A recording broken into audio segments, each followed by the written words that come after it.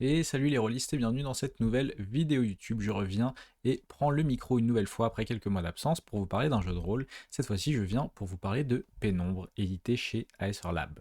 Aesir Lab, c'est une maison d'édition associative passionnée et leur premier projet, c'est Pénombre. Donc Pénombre, c'est un jeu de rôle dans les royaumes crépusculaires d'après les romans de Mathieu Gabory.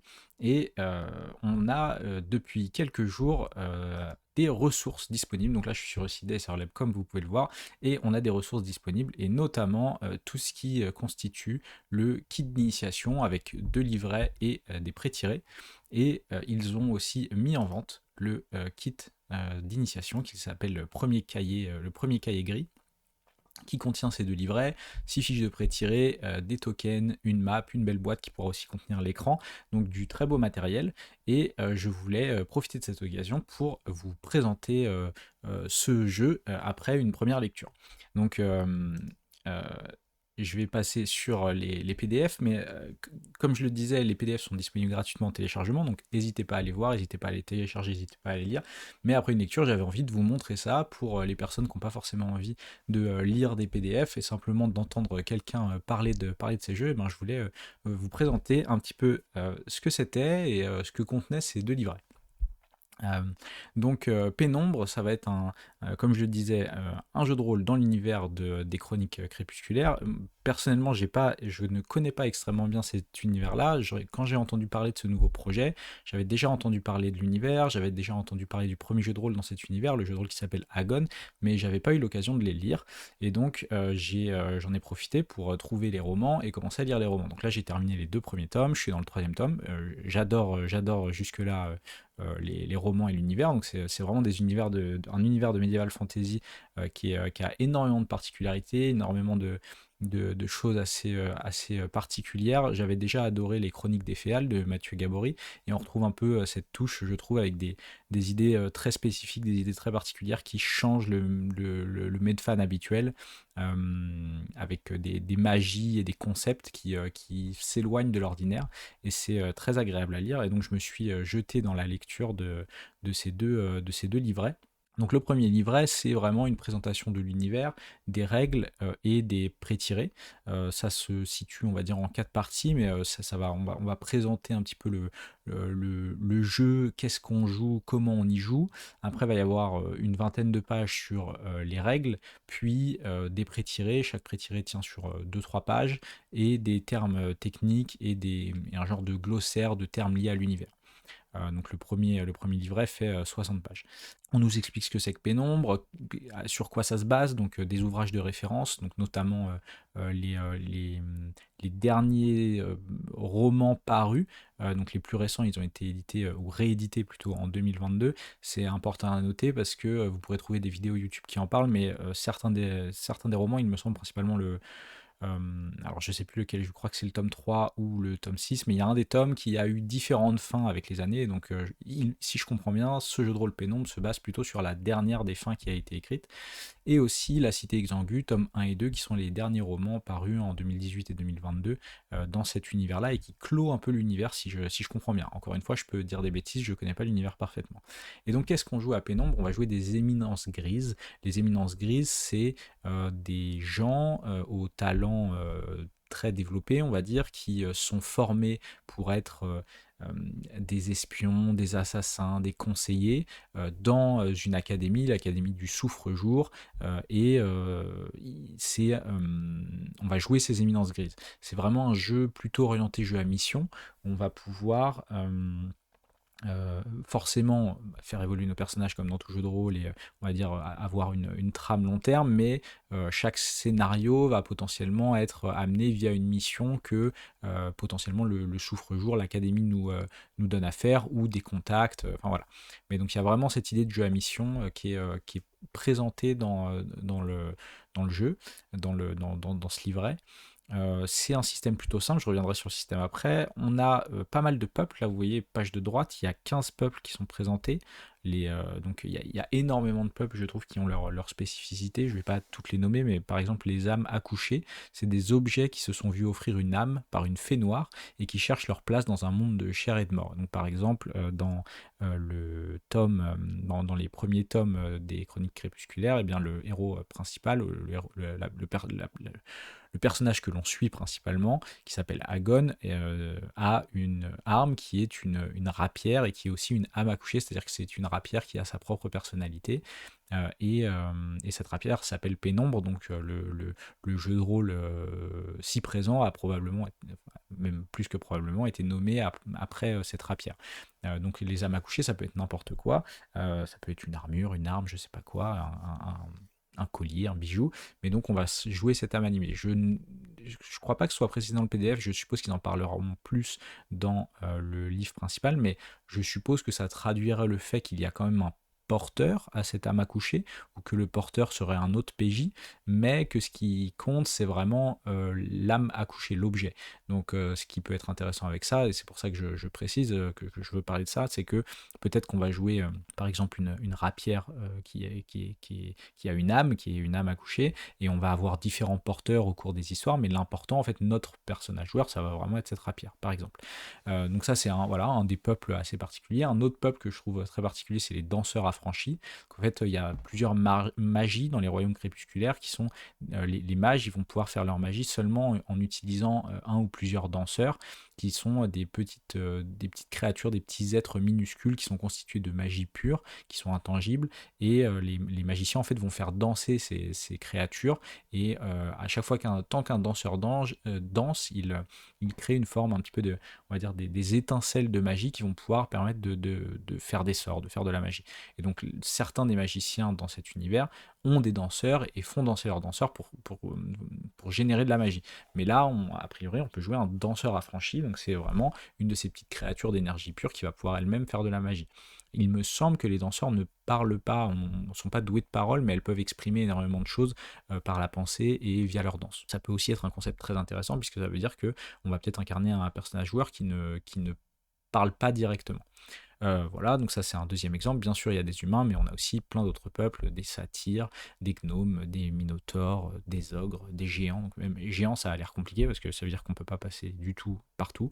Donc j'ai l'impression qu'il y a quand même pas mal de choses qui font qu'on peut avoir des prérequis dans comment on va réfléchir nos scénarios, la création de nos scénarios, parce qu'on peut pas, selon nos personnages joueurs et selon leur peuple, on va pas forcément pouvoir amener les mêmes choses. S'il y a un des PJ qui est un géant, eh ben, si on veut pas qu'il soit isolé ou qu'il puisse pas participer à une partie du scénario, il va falloir réfléchir au fait que il peut pas passer partout, qu'il peut pas rentrer dans certaines pièces, qu'il peut pas rentrer dans un souterrain ou je sais pas quoi. Donc on a vraiment, je trouve, voilà, sur cette liste de 15 peuples, pas mal de peuples très spécifiques qu'on n'a pas l'habitude de voir, qui amènent des spécificités de jeu, probablement des spécificités de RP, et aussi potentiellement des limitations ou des façons de penser le scénario qui vont être différentes. Donc je trouve ça plutôt chouette, assez intéressant, avec par contre le pendant qui fait qu'on peut se retrouver avec des groupes de personnages joueurs où on a que des personnages joueurs qui ont un peuple très particulier, où il n'y a pas d'humains, et où ça peut être un parti pris, mais ça peut être soit délicat à gérer, soit assez déroutant, on va dire.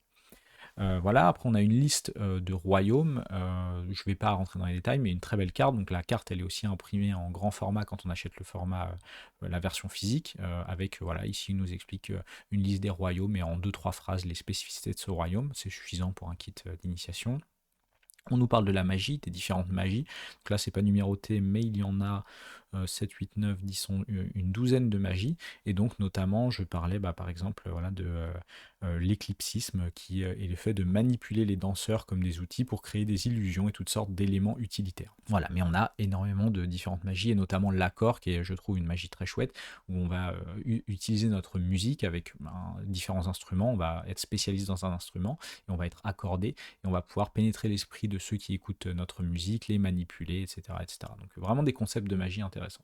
On nous explique ce que c'est que ce jeu de rôle et comment on va jouer des éminences grises, voilà, qu'on est de différents backgrounds, mais qu'on va être vraiment unis dans une même mission, que c'est un statut qui n'est pas forcément très reconnu, donc c'est pas, voilà, on n'est pas une police on va pas pouvoir montrer un badge et ça va pas nous ouvrir toutes nos portes. Donc on a des moyens limités et notre statut n'est pas forcément toujours connu et reconnu. Et après, qu'est-ce qu'on peut raconter dans les histoires de ce jeu à mission? Donc on va avoir des missions confiées par les psycholunes. Donc les psycholunes, c'est ceux qui, on va dire, dirigent le souffre-jour. Alors ce ne sont pas les professeurs, il me semble, j'ai un doute, mais ça va être vraiment... alors certains peuvent être aussi professeurs, mais ça va être voilà, ceux qui vont diriger, orchestrer le souffre-jour et les éminences grises. On va pouvoir voilà, entrer dans le passé, parler du passé, du présent des éminences grises. On va pouvoir avoir un peu des interactions et des enquêtes liées au souffre-jour, donc cette académie étrange, mais c'est aussi un espèce d'arbre qui est constitué d'ombres qui pousse très vite. Donc, quels sont les secrets derrière le souffre-jour? Donc, pas mal de différents thèmes qu'on peut aborder. Et le collège du souffre-jour qui peut en lui-même être un endroit où on peut explorer et découvrir des choses. Voilà, donc ça c'est vraiment pour un tour rapide de l'horizon. Je ne vais pas rentrer plus dans le détail, mais on voit déjà que l'univers a pas mal de spécificités, qu'on peut quand même rentrer dedans, je pense, notamment quand tu auras un livre complet sur l'univers. On peut rentrer dedans sans avoir lu les romans. Je suppose que lire les romans peut aider le meneur de jeu à plus facilement s'imprégner de l'univers et présenter les spécificités de l'univers. Mais on voit tout de suite que ça va être un jeu à mission dans lequel on va pouvoir incarner des peuples très variés, avec des accès à des magies extrêmement différentes les unes des autres, et tout ça, les peuples, les magies et l'univers, dénotent et détonnent complètement avec des univers un petit peu plus classiques de Medieval Fantasy. Ensuite, on nous parle des règles, donc on nous présente ce que c'est qu'une fiche de personnage, et donc là, on peut rentrer dans le système de jeu.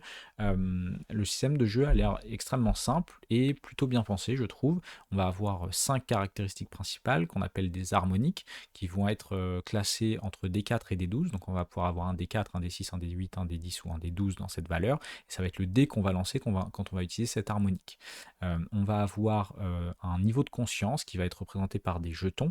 Cette conscience, ça va traduire notre énergie vitale, notre santé, notre fatigue et notre capacité à se dépasser. Donc quand on va subir des dommages, on va perdre de ces points de conscience.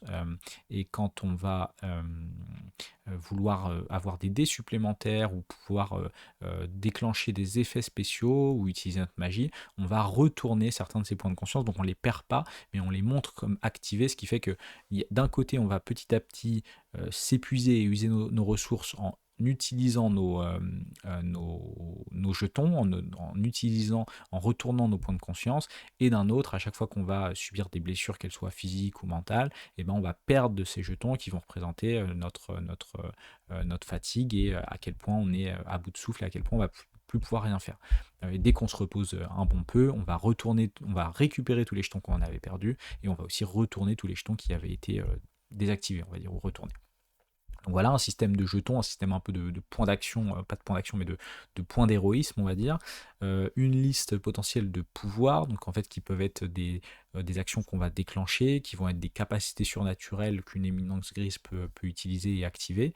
Une liste d'atouts. Ces atouts, ça va être simplement n'importe quoi, ça va être on va dire des phrases, des adjectifs qui vont qualifier notre personnage et qui vont lui donner un peu toutes ses forces. Et ça va être des choses qu'on va pouvoir utiliser dès qu'on a l'impression que c'est utilisable, que le MJ est d'accord, on va pouvoir l'utiliser, ça va nous donner des dés supplémentaires.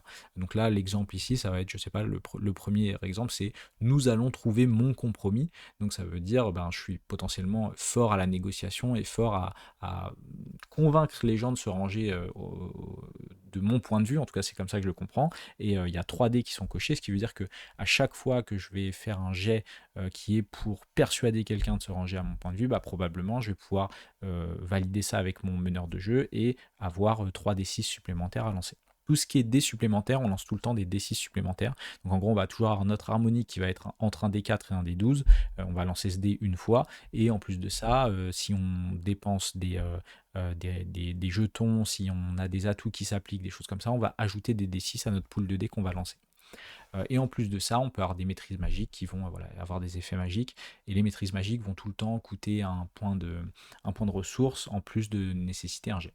Sachant que les maîtrises magiques sont toujours connectées à une harmonique et ont toujours un prérequis. Donc là, par exemple, sur Céliana, le pré-tiré de la Méduse, on voit qu'elle a un accord de chant, c'est-à-dire que c'est une musicienne qui peut chanter, et ça se lie à l'harmonique dame, donc ça veut dire qu'elle lancera son dé dame, qui est un dé 12, et prérequis chanter, ça veut dire qu'elle est obligée de chanter, d'être déjà en train de chanter si elle veut pouvoir utiliser cette magie. Donc on a des ressources, comme je l'expliquais, je suis allé un peu vite par rapport au PDF, mais on a ces ressources, on a deux ressources. On a la conscience, qui sont des jetons qu'on peut retourner pour obtenir des bonus, et on a la réserve collégiale, qui va être des jetons qui vont servir exactement à la même chose que les jetons de conscience, mais qui va être une ressource commune au milieu de la table, et n'importe qui peut piocher dans cette ressource. N'importe quel personnage joueur peut piocher dans cette ressource sans forcément demander l'avis ou avoir l'accord des autres personnages joueurs autour de la table.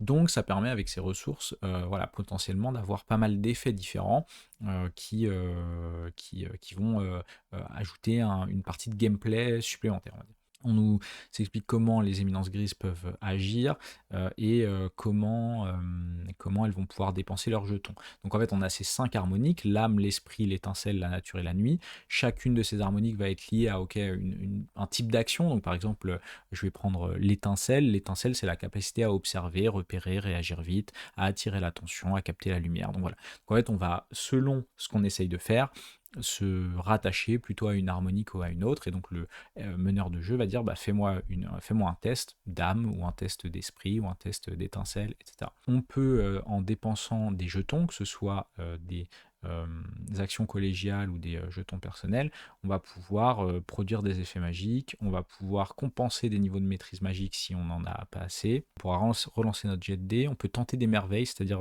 remplacer notre dé d'harmonique par un dé 20, et on peut aussi mobiliser un atout supplémentaire, parce que normalement on est limité à un atout. On a des difficultés qui peuvent être fixées de 1 à 20, sachant que déjà quand on dépasse 5 ou 6 de difficulté, ça devient très difficile, puisque c'est le nombre de succès qu'on doit obtenir. Et comment est-ce qu'on obtient ces succès?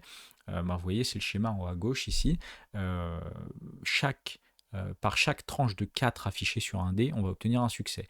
C'est-à-dire qu'un dé 4 n'a qu'une chance sur 4 de nous obtenir un succès. Il faut avoir 4 sur son D4. Un D6, ça veut dire que si on fait 4, 5 ou 6, on obtient un succès. Si on fait un 2 ou 3, on n'obtient pas de succès. Un D8, ça veut dire qu'on a quand même plus d'une chance sur 2 d'obtenir un succès en faisant 4, 5, 6 ou 7, et avec 8, on obtient même 2 succès. Donc le D10 et le D12 ont un peu plus de probabilité d'obtenir 2 succès, le D12 peut peut-être même obtenir un troisième succès en faisant 12. Et quand on dépense un de nos jetons pour faire une action merveilleuse et lancer un D20 à la place de notre dé d'harmonique, et ben on peut faire jusqu'à 20, donc potentiellement notre D20 peut nous donner jusqu'à 5 succès. À cela s'ajoute le pool de D6 qu'on va lancer, donc c'est-à-dire par exemple si j'ai un atout qui a 3 D6, je vais lancer peut-être mon D12 d'harmonique plus 3 D6, donc chacun de ces D6 a une chance sur 2 de me donner un succès supplémentaire. Mais on voit très vite que pour obtenir 16 ou 20 succès, qui sont des actions vraiment d'un niveau d'être merveilleux, donc c'est des êtres qui nous dépassent et qui sont bien plus puissants que nous, techniquement tout seul on ne peut pas, ou alors il faudrait vraiment énormément de bonus et énormément d'avantages, et voilà, énormément d'atouts. Après, il y a aussi possibilité de faire des jets de groupe, donc ça s'appelle des jets, des actions collégiales, et donc là on va pouvoir additionner nos succès, donc potentiellement on peut atteindre des niveaux de difficulté plus élevés. Je ne vais pas rentrer dans le détail de la magie, mais c'est une magie plutôt freeform. Le meneur de jeu va définir un certain niveau de difficulté ou un certain niveau d'effet que le joueur essaye d'atteindre, et il faut que notre niveau de magie soit suffisamment élevé pour atteindre ce niveau de magie, sinon je vais devoir dépenser des ressources supplémentaires pour pouvoir augmenter mon niveau de magie. C'est-à-dire que déjà, dès que je veux faire de la magie, je crame une ressource, je dépense un jeton. Ensuite, si ma magie n'est pas assez puissante pour l'effet que j'essaye d'obtenir, il faut que je dépense des jetons supplémentaires. Puis j'ai un jet de dés lié à l'harmonique de ma magie, avec potentiellement des atouts qui s'appliquent ou autres. Et là, il va falloir que j'arrive à atteindre la difficulté que mon MJ me demande. Donc, sachant que cette difficulté peut être augmenter ou diminuer selon certaines choses, par exemple la distance, le temps consacré que je passe à lancer mon sort, etc. etc. Mais donc c'est très freeform, et il va vraiment y avoir de l'arbitrage de la part du meneur et de la négociation entre meneur et joueur pour dire ce sort-là, je pense que c'est de la difficulté 4 et il va falloir que tu atteignes tant de succès pour l'obtenir, etc., etc. Donc vraiment une magie extrêmement freeform. avec quand même des règles qui permettent de la cadrer. Si on obtient autant de succès, on fait une réussite. Si on n'obtient pas suffisamment de succès, ça peut être une réussite mitigée, une prolongation, un échec. Donc ça va être un peu au choix du MJ. Mais donc potentiellement, si on fait moins de succès que ce qu'on devait atteindre, on peut proposer une réussite mitigée. Le joueur va devoir dépenser autant de jetons que l'écart entre les succès qu'il devait obtenir et les succès qu'il a obtenus. Et ça traduit le fait qu'on a réussi ce qu'on voulait faire, mais de justesse. Ça peut être une prolongation où la différence entre les succès qu'on devait obtenir et les succès qu'on a obtenus, ça va aussi nous faire perdre des jetons. Mais là, c'est un peu plus punitif que la réussite mitigée, puisque le nombre de succès qu'on n'a pas obtenu, ça devient la nouvelle difficulté et on doit refaire un jet. Donc ça nous remet un risque et on n'est pas sûr de réussir. Et l'échec, c'est tout simplement, on a raté notre action, on n'avait pas assez de succès, et voilà. Donc ce qui est intéressant, c'est que ne pas réussir son jet, le MJ va pouvoir, le meneur de jeu va pouvoir doser ça et choisir si ça se transforme en réussite mitigée, en prolongation ou en échec. Donc c'est assez intéressant. Il peut y avoir des cas d'opposition. Dans ce cas-là, on lance chacun un nombre de dés et on a un nombre de succès chacun, mais ça ce serait une opposition plutôt entre personnages joueurs, puisque une opposition entre personnage joueur et personnage non joueur, l'opposant il va toujours être représenté par une difficulté que le MJ indique. Donc la plupart des fiches techniques des adversaires va y avoir une difficulté, c'est pas vraiment le terme, mais il va représenter le nombre de succès qu'on doit obtenir à chaque fois qu'on est en opposition avec ce PNJ. Ce qui veut dire aussi que, sur ce point-là, je préfère préciser, lorsqu'il y a une opposition, quel que soit un petit peu, on va dire, le domaine vers lequel on s'oppose avec ce personnage, le niveau d'opposition est toujours le même. C'est un peu au MJ de réfléchir et de dire ouais mais là c'est pas sa spécialité, donc je vais diminuer la difficulté, je vais diminuer la résistance un petit peu, pas la résistance mais la difficulté de ce PNJ là. Si on fait 1 sur un dé harmonique, c'est-à-dire notre dé de caractéristiques, c'est une fausse note, on perd un jeton. Et on montre en quoi cette erreur a été générée par une erreur de débutant. Donc c'est-à-dire que plus on a un dé d'harmonique élevé, D4, D6, D8, D10, D12, moins on a de probabilité de générer une fausse note. A l'inverse, à chaque fois qu'on fait le score maximal sur un dé, donc ça veut dire une chance sur 4 sur un D4, une chance sur 6 sur un D6, etc. Là, on a une envolée et l'éminence grise, donc le personnage joueur, peut réactiver un jeton qu'il avait dépensé. C'est assez intéressant de noter que ça veut dire que plus on est compétent dans une harmonique, moins on va générer d'envolées. Et ça, c'est un parti pris de game design et aussi peut-être de simplification, de se dire plus je suis compétent dans quelque chose, moins je laisse de place au hasard, et donc moins j'ai de chances de faire une erreur de débutant et d'avoir une fausse note, mais à l'inverse c'est aussi vrai que vu que je laisse moins de place au hasard, la probabilité que j'ai un coup de chance, un coup d'éclat du fait d'une chance insolente, ça arrive de moins en moins rarement, parce que de moins en moins fréquemment, parce que je cadre mon action et je suis compétent et je sais ce que je fais, et donc il n'y a pas de place pour le hasard. Donc ça veut dire que cette capacité de réactiver un jeton dépensé sera de plus en plus rare, plus mon harmonique est élevée. Si je décide de dépenser un jeton pour faire une action merveilleuse, c'est-à-dire remplacer mon dé d'harmonique par un dé 20, et ben si je fais un 1, il va y avoir un incident magique qui peut avoir un impact assez fort, et si je fais 20, là ça va être la merveille, un effet merveilleux, et donc narrativement ça va être vraiment une réussite critique on va dire, mais en plus de ça, potentiellement, mon personnage il va pouvoir évoluer dans ses statistiques, c'est-à-dire qu'il va pouvoir acquérir un pouvoir supplémentaire par exemple, ou il va pouvoir augmenter sa conscience, voilà. Là il nous donne pas toutes les règles, il nous explique qu'il y a des règles pour le livret découverte, mais que le livre de règles complet, le livre voilà, les règles complètes proposeront aussi d'autres choses lorsqu'on fait un 20 sur un dé merveilleux. Il y a des règles additionnelles pour faire des affrontements, c'est-à-dire que lorsqu'on est en combat, qu'on affronte un PNJ ou un groupe de PNJ, on peut tout à fait utiliser les règles simples et avoir simplement un niveau de difficulté et devoir battre ce niveau de difficulté en une ou plusieurs fois et c'est tout. Mais il y a aussi des feuilles d'adversaire complètes avec une adversité, donc la difficulté à obtenir, une résilience, c'est-à-dire des points à enlever à cette adversité pour que ce ne soit plus une adversité, et des actions spéciales, des textes d'intrigue qui permettent d'influencer le PNJ, etc. etc. Là, il y a 6 pages dans ce livre-là, mais je suppose que dans le livre principal, ce sera même peut-être un peu plus.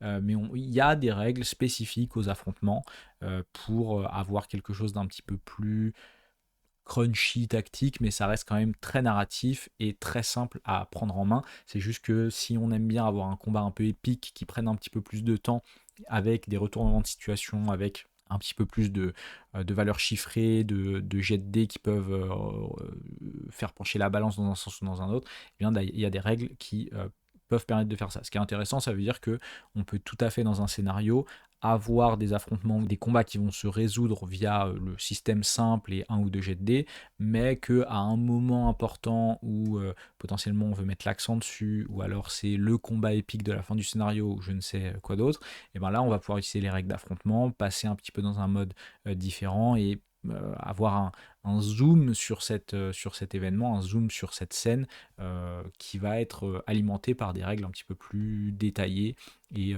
faites pour ça, on va dire. Donc c'est plutôt chouette, plutôt simple à faire. Je ne vais pas rentrer dans le détail, hein, mais les joueurs peuvent choisir d'attaquer, ils peuvent faire des feintes pour gagner des succès plus tard ou réduire la difficulté d'un jet plus tard. Ils peuvent se protéger, ils peuvent riposter, etc. etc. C'est plutôt chouette. On nous explique comment est-ce qu'on suit notre santé, comment est-ce qu'on peut mourir. En gros, donc on a ces points de... j'ai déjà oublié le terme, je suis désolé, les points de conscience. On a des points de conscience et à chaque fois qu'on va se faire blesser, on va perdre des points de conscience. Quand on va pouvoir se soigner ou passer du temps à se reposer, on va regagner ces points de conscience. Et si on n'a plus de points de conscience, on va pouvoir soit rien faire et dire ok, bah, j'ai plus de points de conscience, je suis hors jeu et je joue plus dans cette scène là, donc c'est la page de droite.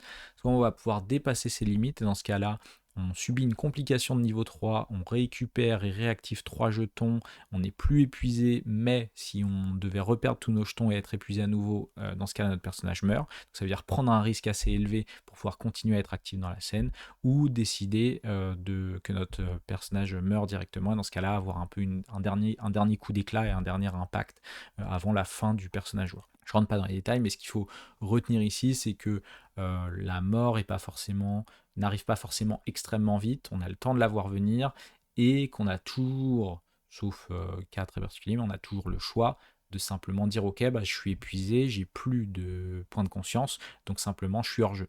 Mais techniquement, on va plutôt être dans un jeu où on va mettre KO les personnages joueurs et faire avancer la narration et potentiellement qu'ils se fassent capturer ou que l'un des PNJ auquel il tient souffre à cause de ça ou que leur mission échoue, plutôt que vraiment de constater la mort d'un personnage. J'ai l'impression que on va pas être sur des morts fréquentes de personnages et qu'on va plutôt être sur quelque chose d'assez épique et orienté personnage qui fait qu'on va plutôt jouer sur qu'est-ce que ça veut dire que perdre ce combat, qu'est-ce que ça veut dire que arriver à zéro de conscience, quels sont mes choix et qu'est-ce que ça va apporter à la narration, plutôt que de simplement dire ok bah là tu meurs parce que les règles le disent. Voilà. Donc c'est plutôt cool et je pense que ça colle bien à l'univers. Après, on a donc toujours dans ce livret de 60 pages, le premier livret, la présentation des pré-tirés. Donc, ce qui est intéressant, c'est que là, on a sur le site en téléchargement, on a ce cahier-là et on a aussi les pré-tirés. Mais là, les pré-tirés, on nous parle du pré-tiré et où on nous donne des informations supplémentaires liées aux magies, parce que chacun des pré-tirés a au moins une magie, si ce n'est deux. Et ici, on a des informations dans le livret qui ne sont pas présentes sur la page du pré-tiré, où on nous donne des exemples d'effets magiques de niveau 1, 2, 3, 4, 5, parce que comme c'est de la magie freeform, on veut bien montrer quelles sont les limites ou quels sont les degrés de difficulté de magie. Donc c'est assez intéressant, je pense, pour le MJ de lire cette partie-là, avec les différents effets magiques, avant de commencer la partie et potentiellement aussi de parler avec ses joueurs et d'expliquer ok bah toi ta magie elle permet de faire ça ou ça et donc par exemple si tu me demandes de faire ça je considérerais que ce sera un niveau magique 4. Voilà, donc c'est assez intéressant. Mais donc voilà, on a les 6 pré-tirés, ça tient sur peut-être je sais pas 18 pages, 15 pages avec ces détails liés à la magie pour chacun des pré-tirés. Puis on a 3 pages, non 2 pages de termes, 2 pages de glossaire et une page de termes techniques, sachant que dans le livret 2, il y a aussi un glossaire et termes techniques, et je n'ai pas vérifié si c'était le même glossaire et les mêmes termes techniques dans les deux livrets, ou si les glossaires étaient différents. Je pense que c'est différent parce que dans le livret 2, il y a, il me semble, 3 pages de glossaire. Donc, si un terme technique n'est pas abordé dans le livret, et qu'il est abordé dans le livret 2, par exemple, eh ben, il serait présent que dans le glossaire du livret 2. Et voilà, là on a déjà, avant-dernière page du livret, une annonce qui nous présente ce qui va sortir plus tard. Donc il va y avoir le Grimoire des Éminences qui va être le livre lié aux joueurs, puisque les éminences grises sont les personnages joueurs. Donc un livret qui va présenter la proposition ludique du jeu, présenter les règles du jeu, la création de personnages, la description détaillée du collège du souffre-jour, un scénario d'introduction, le développement de chaque peuple, de chaque magie, de chaque royaume. Donc ça va être un gros morceau. Et le Pensoir des Psycholunes, qui va être le livre du meneur de jeu, qui est, comme ils le disent, un complément idéal du Grimoire des Éminences. Et là-dedans, on a un exposé des enjeux des factions éternelles qui régissent l'Armonde. Donc l'Armonde, c'est un petit peu l'univers des chroniques crépusculaires. Un bestiaire, une présentation des abysses, des méandres et du centre-esprit. Alors là, je suis trop peu avancé dans les romans pour vous dire ce que c'est que tout ça, mais voilà, c'est des points spécifiques du jeu de rôle et de l'univers. Des règles de gestion des factions, donc ça peut être assez intéressant. Des règles d'évolution pour devenir professeur du collège, pour celles et ceux qui voudraient faire survivre leur éminence grise, qui sont dissonantes ou pestiférées sous les branches du souffre-jour, et une grande campagne en lien avec le destin d'Agon de Rocheronde. Donc Agon de Rocheronde, c'est le personnage que l'on suit dans les romans 1 à 3, et ça voudrait dire que dès le livre de MJ, il y a une grande campagne qui est incluse à l'intérieur, ce qui est plutôt intéressant et plutôt une bonne nouvelle. Ça veut dire que dès, je ne sais pas si ce sera une précommande, un financement participatif ou quoi, mais dès qu'on achètera cette gamme de jeux de rôle, on aura déjà une campagne à faire jouer, ou au moins à lire. Donc ça, c'est hyper intéressant. J'ai cru comprendre via différentes communications qu'en plus de ces deux livres-là, il y aurait un kit avec un écran du MJ et un livret qui tiendront dans la boîte de ce kit d'initiation. C'est-à-dire que quand on a cette boîte de kit d'initiation, eh ben, ça nous fait aussi un rangement pour l'écran et le livret. Et dernière page, on nous indique qu'en novembre 2025, il y aura un nouveau tirage en version intégrale et collector des 8 romans sur lesquels se base ce jeu de rôle. Donc ça, c'était pour le livret 1, Pénombre, le premier cahier gris, univers, règles et personnages. On a, comme je le disais, les cyprès tirés, qui sont dans un autre PDF aussi disponible sur le site de l'éditeur Acer Lab. On a Céliana, une méduse spoliée. On a Akbar, un satyre amnésique. On a Esmeralda, une banshee dans le déni. On a Mangrove, un principal d'académie. On a No, un nain marqué par les ténèbres, et on a Pictel, une armure élémentaliste. Donc là, par exemple, c'est assez intéressant, l'armure élémentaliste, je ne sais pas du tout, et c'est pas trop expliqué dans le pré-tiré, si on joue simplement une armure vide, ou si on joue l'armure et qu'il y a quelqu'un à l'intérieur, mais qu'on s'en fiche un peu du porteur, et que l'important c'est l'armure. Je ne sais pas trop, je suppose qu'on joue une armure vide, mais je ne suis pas sûr. Donc ça, c'est les 6 pré-tirés. C'est extrêmement clair comment on les joue. On a une page sur la gauche de fiches techniques avec même un rappel de comment consommer des jetons, notre conscience, nos harmoniques, nos atouts, notre pouvoir, notre maîtrise magique. Et à droite, on a une détail du pouvoir qu'on a à la création et des pouvoirs qu'on peut débloquer si on fait un 20 sur un des 20 à un moment. On a un peu des suggestions d'interprétation, personnalité, etc. Mais comme je le disais, on n'a pas des exemples de à quoi sert notre magie et quels niveaux de magie sont nécessaires pour quels effets. Ça, c'est seulement disponible dans le livret 1. Donc c'est assez intéressant de montrer aussi cet exemple dans le livret 1 à nos joueurs pour qu'ils puissent appréhender du mieux possible leur pré-tiré. Pour le livret 2, c'est 3 scénarios pour découvrir Pénombre, et ça ne contient, j'ai envie de dire que ça, mais le que n'est pas forcément le bienvenu. C'est un livret qui contient 3 scénarios. Voilà, c'est un livret de 50 pages. Le premier scénario fait une dizaine de pages, le deuxième, il me semble, en fait plutôt 12, et le troisième doit en faire aussi 12, il me semble, quelque chose comme ça. Voilà. Donc je ne vais pas rentrer dans le détail des 3 scénarios, j'ai pas envie de spoiler d'éventuels joueurs ou faire une vidéo à rallonge. Je vais simplement, moi, donner mon point de vue de ces scénarios à la lecture. La première chose que j'aime bien, c'est que sur chacun des scénarios, on a parfois quelque chose d'un petit peu linéaire, mais à chaque fois quelque chose qui nous présente une situation initiale. Qu'est-ce qui se déroulerait normalement du fait des factions en présente si les personnages joueurs ne font rien? On a un peu ce concept-là. et comment les personnages joueurs vont pouvoir influer sur le cours des événements, et un petit peu quels sont les enjeux. Qu'est-ce qui peut mal se passer, qu'est-ce qui peut bien se passer, et en quoi ça va pouvoir impacter l'histoire, l'univers, et les personnages joueurs suite à ce scénario, comment est-ce qu'ils vont être perçus. Donc c'est plutôt intéressant, ça permet d'avoir un résumé assez clair de chaque scénario. En plus de ça, sur chaque scénario, je peux montrer avec le scénario 1, on a un encadré ici qui nous explique la durée de jeu estimée. Donc les deux premiers scénarios sont sur 2h30, avec, en comptant une demi-heure pour présenter l'univers et les règles, donc 2h30, 2 heures de jeu plus une demi-heure de présentation. Tandis que le troisième scénario peut être joué au plus court en 3h30, en comptant aussi la présentation de l'univers et des règles, mais ils expliquent que peut y avoir un format plus long, où on prend plus de temps sur certaines scènes, où on rajoute des événements supplémentaires, et ça c'est aussi intéressant. On nous propose toujours des enrichissements à la fin de chaque scénario. Donc on a toujours la possibilité d'ajouter des choses dans le scénario pour le faire durer plus longtemps ou pour lui donner une certaine saveur. Voilà.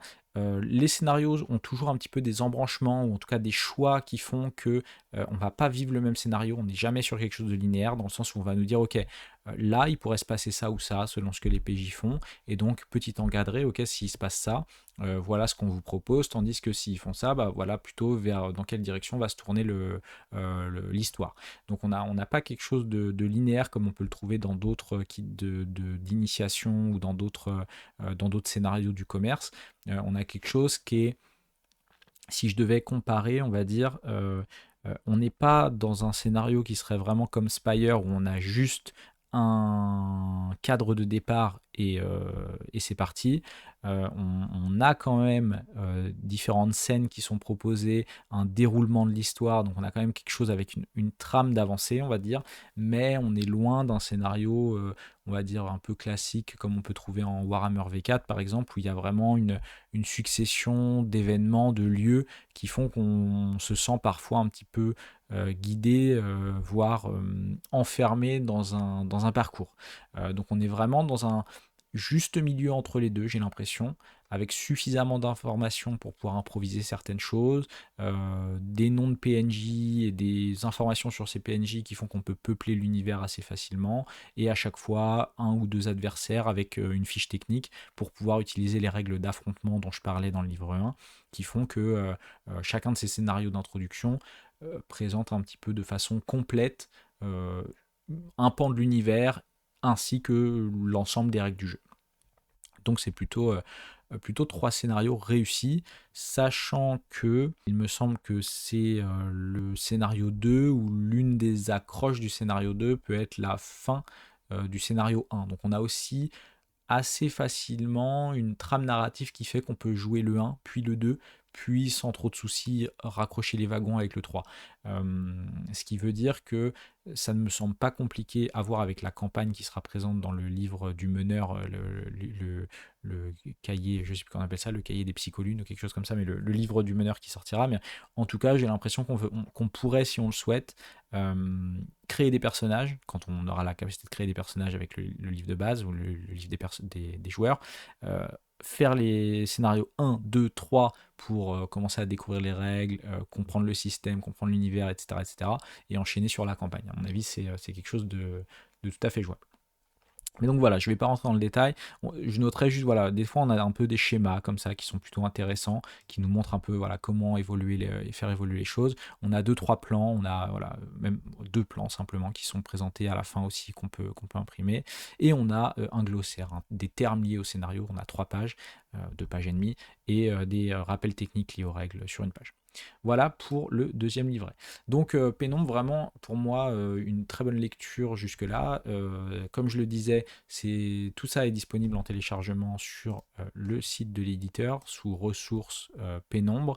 Voilà, donc on va avoir, donc on n'a pas encore accès à la feuille de personnage vierge, etc., etc. Mais ici, dans le premier cahier gris, on a le livret 1, le livre 2, les feuilles d'éminence, et on a des exemples d'actual play qui sont en dessous là. Donc plutôt chouette d'avoir mis ça en téléchargement gratuit. Je vous conseille fortement d'aller jeter un œil, de télécharger les livrets, de vous faire votre avis à vous. Moi j'ai hâte de continuer la lecture des romans, de me plonger un peu plus dans l'univers et de découvrir plus en détail cet univers et ce jeu de rôle et ce système de jeu.